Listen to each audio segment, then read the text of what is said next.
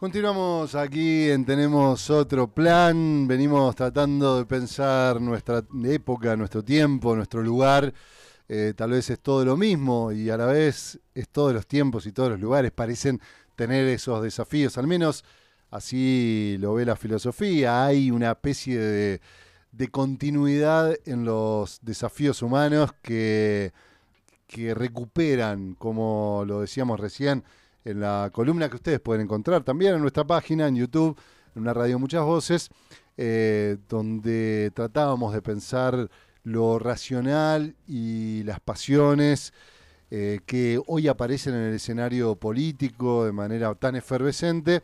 Bueno, cómo lo ha pensado la filosofía en la historia y sobre todo en tiempos donde esa crisis de uno de los dos polos se va dando y aparece como una especie de respuesta.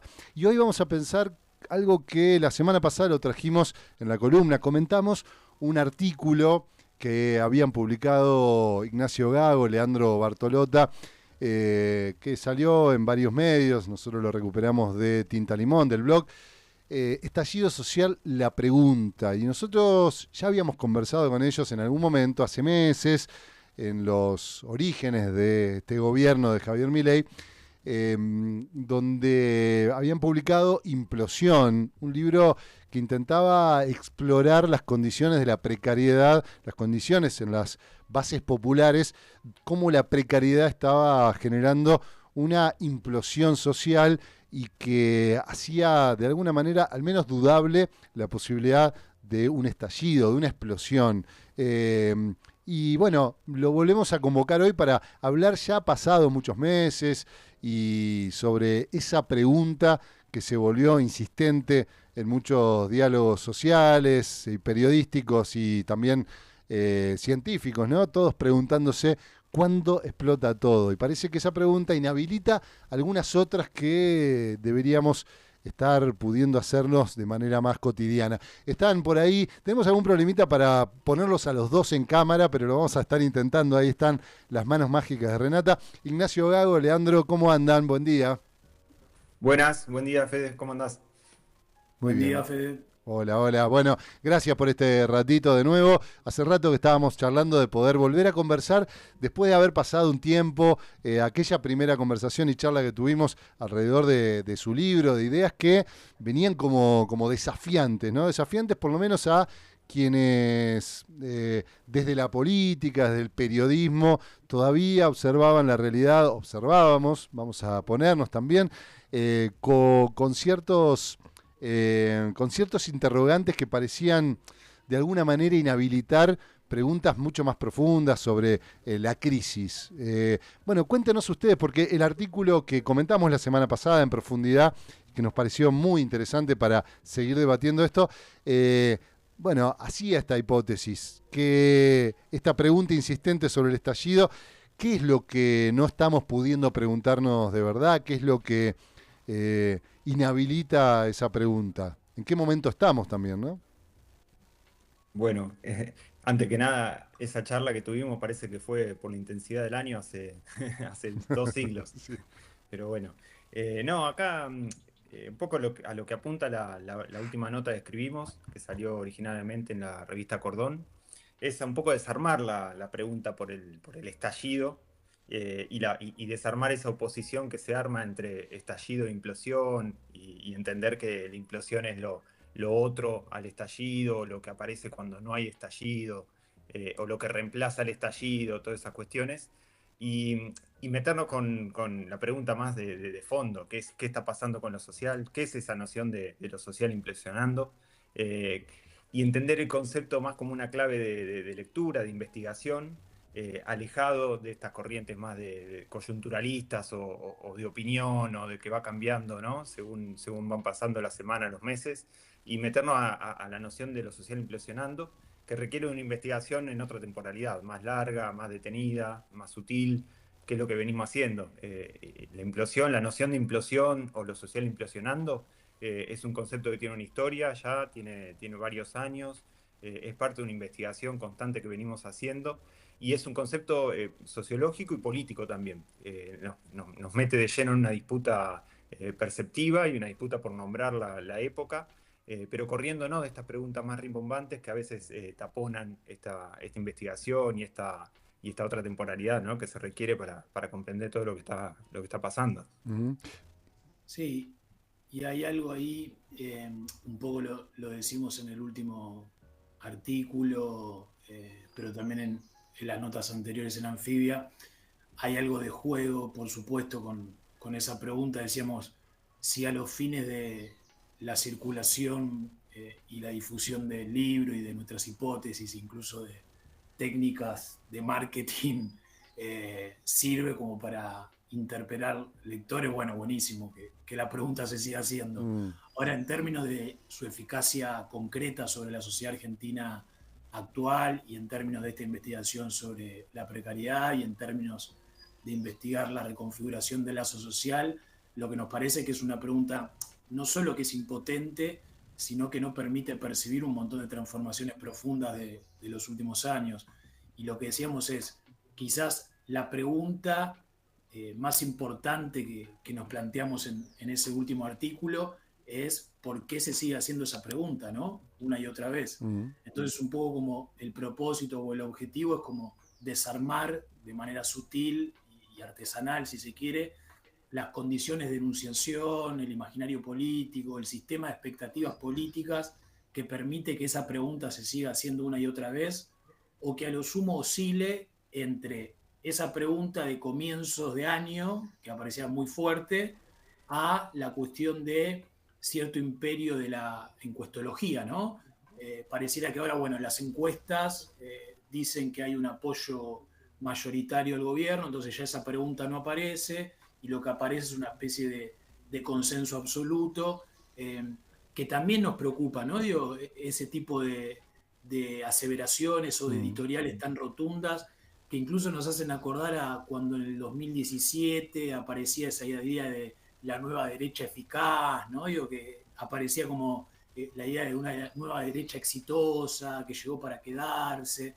Bueno, esas cuestiones permanentemente parece que están como oscilando en cierto escenario político entre la pregunta por el estallido, que a comienzo de año parecía inminente y se lo ponía una cuestión cronológica, así bien de calendario, o saltar de ahí a encuestas, ¿no? Encuestas que depende de cómo van oscilando mes a mes y lo que van diciendo esas consultoras, a partir de eso se generan ciertos enunciados y se hace más que sociología, profecía, ¿no? Digo, es como una cuestión así permanente de apuesta sobre un escenario que, digo, la cuestión más allá de la coyuntura política, que sabemos lo que implica en Argentina, nuestra apuesta es perforar, digamos, como ese plano más de obviedad e investigar esto que decía Ignacio, las transformaciones profundas de una sociedad con una precariedad de fondo, cómo fue cambiando eso que llamamos lo social implosionando, qué fue pasando con las vidas populares, qué fue pasando con las vidas laburantes empobrecidas,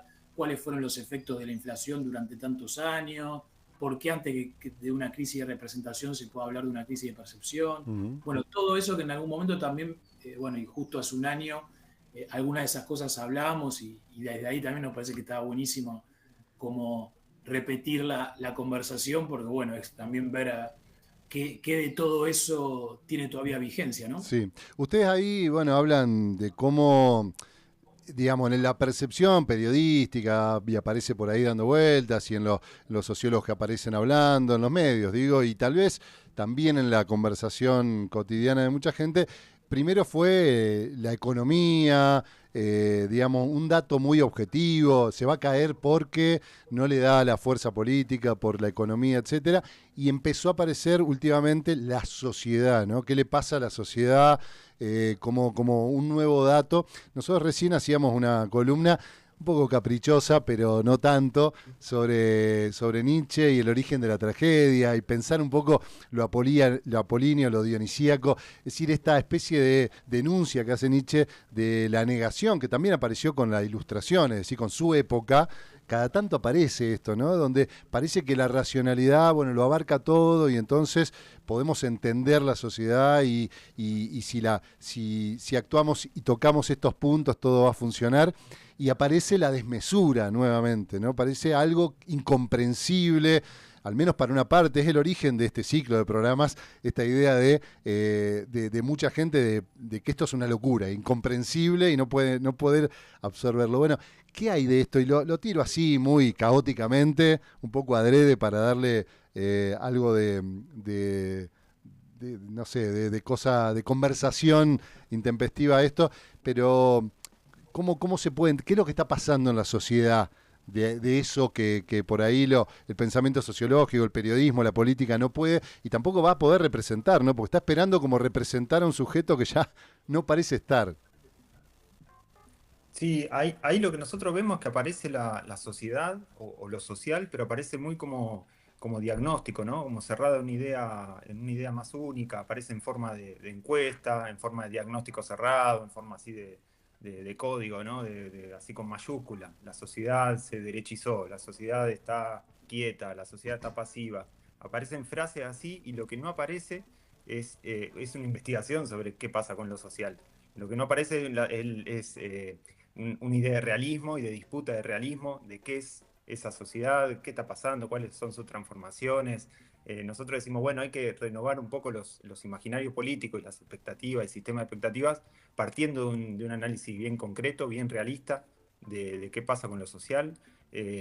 Y a partir de ahí renovar un poco esas imágenes que ahora aparecieron de golpe, ¿no? Como queriendo explicar todo de golpe la sociedad, cuando antes se explicaba, como decía, por la economía, por la política, por lo palaciego. Bueno, ahora parece que se repone la sociedad, pero sigue apareciendo como descarnada, como más fantasmática.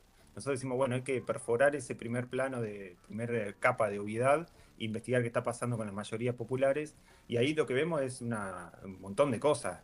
En primer lugar es una disputa no hay una sola idea de realismo, una sola idea de sociedad, hay un montón de tensiones, hay disputas ahí.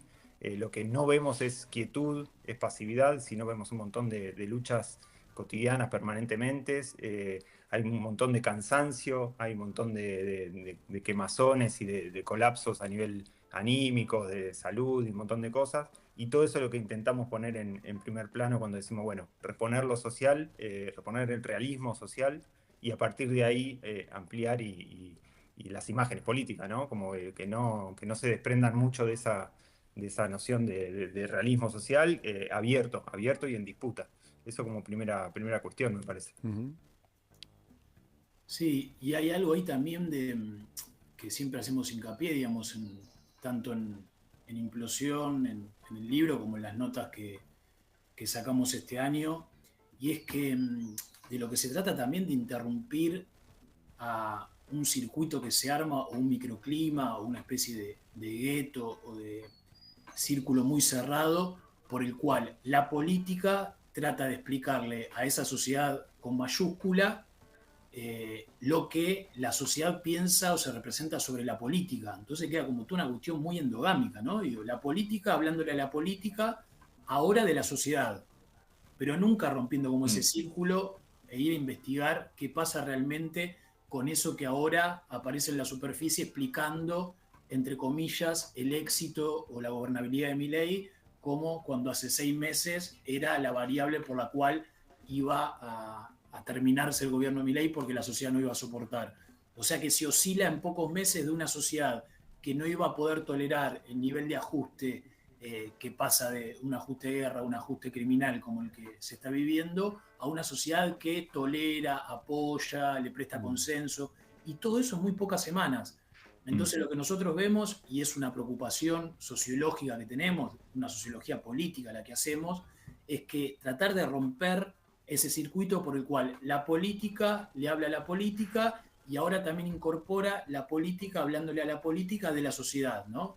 Y son representaciones que no tienen de fondo una investigación profunda de lo que pasa con la mayoría populares, de lo que pasa con un montón de transformaciones en la manera de vivir, de ganarse la guita, de viajar, de relacionarse, digamos, en los espacios laborales, en las instituciones. Hay un montón de cuestiones que no se investigan, pero lo que en esa no investigación sigue imperando es, en este caso, las encuestas, ¿no? Hay como una cuestión media tóxica de dependencia con las encuestas que vienen cada 15 días o semana a semana, junto con las editoriales, y lo que no se piensa es que, sea cual sea la situación que suceda en el futuro, una movida de la alta política, una devaluación forzada, lo que sea, lo que suceda en el plano de la economía o de la política de Palacio, o en un montón de factores que son del orden de lo impredecibles y que no son cuestiones de las que se ocupa la sociología.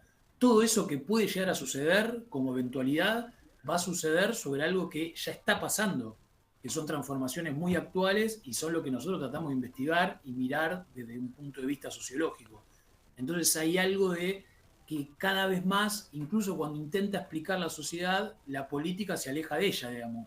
Y es lo que estamos viviendo. No solo es una crisis de representación, sino que parece que es cada vez más un círculo de mejores amigos que se va cerrando sobre sí mismo y pareciera que le importa poco lo que sucede afuera de esa burbuja, excepto cuando le llegan esas encuestas que tampoco se problematiza cómo se hacen, que tampoco se problematizan los muestreos, que tampoco se averigua bien a quienes se le preguntan qué cosa sobre el gobierno. Digo, hay un montón de cuestiones ahí a investigar, pero nuestro punto de vista claramente no es desde la política o desde ese circuito. Sí, por supuesto, es con una intencionalidad política, esa es la sociología que hacemos desde hace mucho tiempo en nuestra investigación, pero no para quedarse hablando dentro de ese microclima o dentro de esos murmullos o esos rumores, claro, ¿no? Sino para romper eso.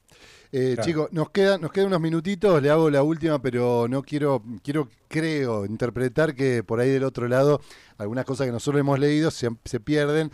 Y la idea de implosión yo noto en algunos discursos, en algunos periodistas, incluso en algunos sectores políticos que plegó, no sé si porque los leyeron a ustedes o entendieron un poco que había algo en la sociedad. Yo creo que en algo se parece también a los 90, en los 90 hablábamos, ¿no? Sobre todo los fines de los 90, parecía una sociedad implosionada también, que podía como encarnizarse con la conflictividad social, llevarla a los barrios, llevarla al consumo, llevarla a lugares que parecían nunca terminar de estallar hacia afuera.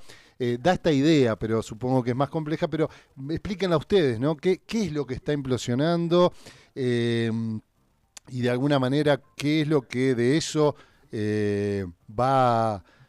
Yo creo, insisto también en lo que decían recién, que hay algo del carácter de lo impredecible, que eso no del todo inhabilita la posibilidad de que eso estalle, pero evidentemente aparece como otro polo. Bueno, explíquenlo ustedes, a ver, ¿qué es lo que está sucediendo ahora sí en la sociedad? No, ahí me parece lo importante es salir de la idea de implosión como si fuera una metáfora, ¿no? Como una mera metáfora de una foto de cómo está la sociedad hoy y ligada a esta oposición al estallido. Bueno, no explota, entonces está implosionando, que es un poco como por ahí se puede leer el concepto, o muchos lo están leyendo. Nosotros vemos ahí, primero, la definición más sociológica, si se quiere, implosión es la forma que toma el lazo social en la precariedad. Entonces no es un sinónimo de crisis o una categoría que, no sé, una institución implosionada, un barrio implosionado, una vida implosionada. No es una categoría por ese lado, algo fijo, sino es un proceso y la forma que toma el lazo en lo precario. Entonces tiene algo más de productivo, de ver cómo funciona, digamos. Eso como primera cosa. Después sí, es una palabra que encontramos para nombrar procesos que generalmente quedan huérfanos de voz pública, de voz de imágenes, que son procesos y transformaciones y violencias inquietantes, un montón de cuestiones que pasan como en los interiores, no en un interior tan localizado, pero sí en los interiores adentro, límite adentro, digamos, del cuerpo, del barrio, de la casa, de una escuela, de una institución, de un hospital, como eso que pasa como barrio adentro, cuerpo adentro, institución adentro, todos esos procesos que son como un poco más silenciosos o que tienen una lengua más ambigua, que no se puede fijar fácilmente en sujetos. Todas esas cuestiones para nosotros es lo que caracterizan así lo social implosionando. Y lo decimos siempre como en gerundio porque es un proceso, no es implosión y listo, sino es lo social implosionando como desarrollo, como proceso, y como que hay que seguirle el pulso constantemente, digamos, ¿no? De vuelta, no es como ni metáfora ni característica a la que hay que agregar, no sé, lo social precarizado, pauperizado, desfondado, deshilachado, implosionado, no. Más que corrernos de eso y pensarlo más como proceso, como cosa que no sabemos pensar, que no tienen mucha voz, que no tienen imagen nítida y que suceden en ese adentro más insondable que de vuelta no es localizable, pero sí habla de pensar y de percibir de otra manera los espacios sociales, ¿no? Leandro. Sí, y una cuestión ahí que también nos parece importante, digo, más allá de esa de trazar analogías o comparaciones con el final de los 90 y el comienzo del 2000 y el 2001, ir más para atrás y quizás investigar algo que en nuestro caso no vimos muy investigado en términos de cierta sociología o incluso de cierta mirada política y atenta, que es el final de los 80 y el comienzo de los 90, ¿no? Que ahí hay muchísima información también en términos de los efectos sobre las mayorías populares de hiperinflaciones consecutivas y cómo eso fue asimilado o no, o las formas en que eso lo elaboró una sociedad que, digo, me parece que ahí hay mucha también información con respecto a la relación entre ajuste y vidas populares. Digo, no necesariamente, o no pensar inmediatamente, fines de los 90, comienzo del 2000, 2001, está bien eso, pero también quizás volver, ya que hablamos tanto de los 90, a qué pasó antes de esos comienzos, ¿no? O incluso qué pasó en los comienzos de los 90. Porque hay algo también de que no se suele pensar. Nosotros, el libro, hay como un efecto relanzamiento que festejamos, por supuesto, porque todo lo que es que el libro circule, se mueva, que se lean en ciertas trincheras, en retaguardias, que venga con preguntas, que la verdad que nos alegra que eso suceda. Pero el libro sale incluso sin saber quién iba a ser el presidente de la nación, quién iba a llegar ahí. Digo, el libro se planifica, se escribe muchísimo antes, digamos, ¿no? Se estaba escribiendo. Y ahí también nosotros pensamos, che, hay algo de la inflación, de lo que nosotros llamamos ajuste de guerra sobre las vidas populares, que siempre en Argentina, bueno, disparó como medio ahí una caja de Pandora que no se sabe lo que puede salir cuando no se le da pelota a la inflación creciendo, a la inflación ajustando vidas populares, y no se le dio pelota en otros momentos históricos, y lo que vino nunca fue bueno en términos de esas mismas mayorías populares. Entonces a veces también hay que hacer como esa investigación y esa continuidad de retroceder un poco y no tratar de pensar siempre a partir de los reseteos, ¿no? Que incluso lo que está pasando ahora, se resetea la idea de que el gobierno se va y aparece la idea de que se queda por 8 años. Y después la semana que viene hay algún movimiento que no se comprende, entonces vuelve la idea de que se va. Y después una nueva encuesta habla de apoyo, entonces vuelve la idea de que se quedan. Y permanentemente se oscila en miradas que son muy, si se quiere, de la superficie política, y no se rompe eso y no se investiga en verdad qué es lo que está sucediendo al interior de esa mayoría popular, cómo se está viviendo el desempleo, en algunos casos cómo se vive la sobreocupación o el sobreendeudamiento o la búsqueda de, no sé, de un montón de maneras de ganarse el dinero como se está viendo hoy en día, o la cuestión de toda una sociedad, digo, que de repente deviene vendedor ambulante o vendedor de ocasión. Bueno, hay un montón de transformaciones profundas, pero siempre parece que lo que no se transforma, lo que no muta, es la pregunta de por qué no estalla, porque nosotros decíamos que ya venía del macrismo, nos hacían esa pregunta, ¿no? Sí, sí, claro. Entonces, bueno, el libro es una invitación a investigar qué sucedió, qué se transformó en todos estos largos años, y quizás a correrse un poco esa pregunta, no porque no pueda haber incluso un cobre histórico de otros estallidos en Argentina, digamos. Eso sí, sabemos que es algo del orden de lo impredecible, pero lo que ya está pasando son cosas, muchas inéditas, y que no podemos remitir ni siquiera a los 90, ni siquiera nos parece realmente que son situaciones que vienen con una carga de bueno, no sé, la palabra no la voy a poder pronunciar, pero ilegibilidad, ponele, sí, para decirlo claro. así, que realmente implican que tengas que pensarla de otra manera, con otros conceptos, con otras categorías. Lo nuestro es un acercamiento a eso, digamos. Únicamente eso es el aporte que hacemos, digamos. Después que se puedan investigar un montón de cuestiones que no están al alcance, digamos, de nuestras posibilidades. Digamos. Sí, claro. Pero bueno, la apuesta es esa. Ahí aparecen, bueno, cosas que son de cada momento, que son contingencias y que son necesarias de explicar en la contingencia, y que por ahí la sociología tiene ahí una sociología activa, ¿no? La que ustedes proponen y tantos con los que hemos conversado, y la filosofía tal vez encontrar esos patrones, ¿no? Esos patrones que aparecen permanentemente, oscilando, de las pasiones humanas y que muchas veces también se niegan, ¿no? De cómo se construye a veces un mundo racionalmente armado, ese sueño ilustrado, y que también se rompe y que también podemos anunciar que se va a romper.